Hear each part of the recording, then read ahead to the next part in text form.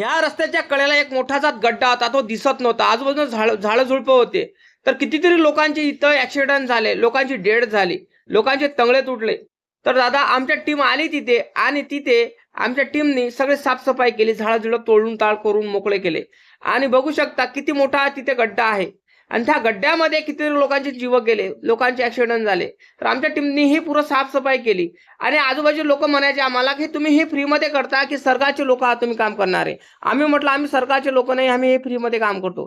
जनकल्याणासाठी काम करतो. तर दादा एक लाईक आणि चॅनलला सबस्क्राईब करायला विसरू नका आणि फेसबुकवर बघत तर फॉलो करायला विसरायचं नाही.